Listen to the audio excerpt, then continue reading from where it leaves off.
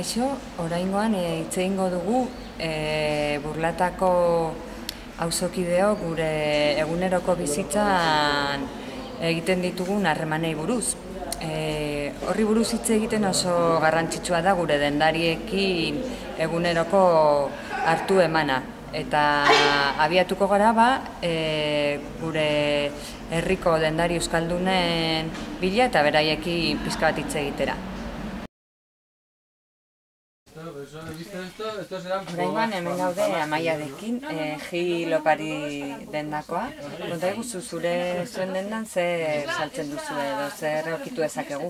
Hemen aurkitu dezakezue umeentzat joku didaktikoak, emakumeentzako poltsoak, arropa, mutilentzako ere daukagu karteratxoak, poltsoak ere bai mutilentzat, orduan da pizka bat daukagu hainbeste gauz.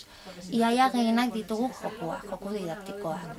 Ere, umeentzat eta ere helduentzat hori da. Bai, duzunean. Eta jendea sartzen denean bezeroak euskara sartzeko hitz egiteko ohitura daukate zuekin? Bai, dakitenek bai. Bai, gainera eskatzen dute beraiek, ea nor dakien hemen euskeraz, eta, adibidez, nik hemen dakit euskeraz, eta nik egoten naiz beraiekin. Oso ongi. Bai. Eskerrik asko, eta hurrengoan arte. Bale. Oraingoan, Iruña Digitalen sartu gara, eta hemen gaude Josurekin. Konta eguzu pizka bat zure negozioan zer aurkitu dezakegu? Batez ere da argazkilaritza estudioa.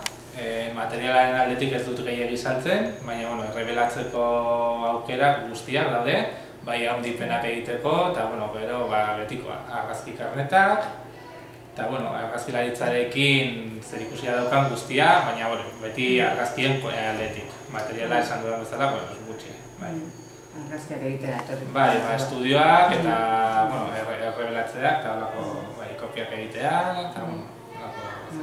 eta zu, berria zara Burlatan, ez da? Bai. Baina jendea euskara sartzen da, edo erabiltzen dut euskara zurekin? Egia esan, nirekin ez dakit, jendea nahikotxo badaki, ezaguna naiz, Ibai Aldizkaria lehen bere garaian argazkilari bezala nengoelako, eta azkenean batzuk ezagutzen daute, eta batzuk zuzenean sartzen dira euskeraz. Beste batzuk, enteratzen diren heinean, iraten dira egiten, baina nahiko harrera hona. Mira, hemendik aurrera euskara sartzurekin. Bai, oso. Oso ongi eskerrik asko. Bai, zuei. Oraingoan Leire Lentzerian sartu gara, eta aurkitu dugu ere dendari euskalduna, ez da? Konta eguzu lehenbiziko zer aurkitu dezaken bezeroak zure dendan? Hemen batez ere etxeko arropa, pijama, batak, txan egoteko eta gero, arropa pizkat intimakoa, txupetadoreak, kuleroak, txentxeloak, eta holako zarantzerdiak, media, batez ere arropa, eta hori, egin atxeko. Eta jendea zure gana etortzen denean euskeraz egiten dizu? Betidanik ezagutzen duan jendea, zira batetan, itxurengatik batzutan ateratzen dut, euskaldun jendea dela eta niri zaitzen naiz pizka bat sartzen hor, baina beste batzutan etortzen dira, beraien artean euskaraz hitz egiten, orduan nik eta ere euskaraz baina gutxi, egia zen da. Espero dugu hemendik aurrera, ez dela? Jendeak ezagutzea eta euskaraz egitea zurekin ere. Eskerrik asko.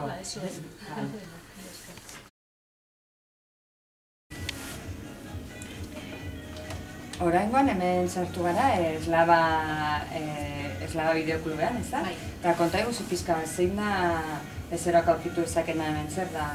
Batez ere pelikulak, hori argi dago, eta gero baita aldizkariak, gozokiak eta haurrentzako panpinak ere. Eta bezeroak euskara erabiltzen dute zurekin? Euskalduna naizela dakitenek bai.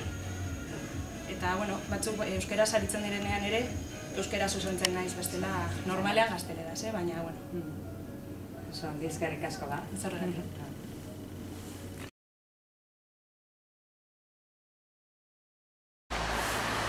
Oraingoan hemen gaude Felizekin, Felizen tailerran, konta iguzu pizka zein da zure lana. Bueno, hemen gehiena egiten du da gurpilak saltzen eta konpontzen. Bai zulatuak eta ekilibratuak eta gehiena. Gero beste aldean egiten du olio aldaketak eta baita ere salutpak eta neopreno konponketak. Eta jendea bezeroak sartzen dira euskaraz zurekin hitz egitera edo... Normalean euskaldunak badakiten euskalduna naizela, bai, beti euskaraz hitz egiten dute nirekin. Edo, adibidez, ni beti Euskal Herri irratian piztuta eta entzuten du irratian eta euskalduna zara eta oso modu hona, euskaraz azteko. Oso hangi gara, hori da guztia, eskerrik asko Feliz. Beno, lagunok, gaurkoz bukatutzat emango dugu gure ibilaldietxoa eta asko ikasi dugu, ez da, gure dendariei buruz. Orduan oroitu eta ez ahaztu zuek ere, dendetan sartzen garenean ere euskaraz hitz egiten. Mil esker.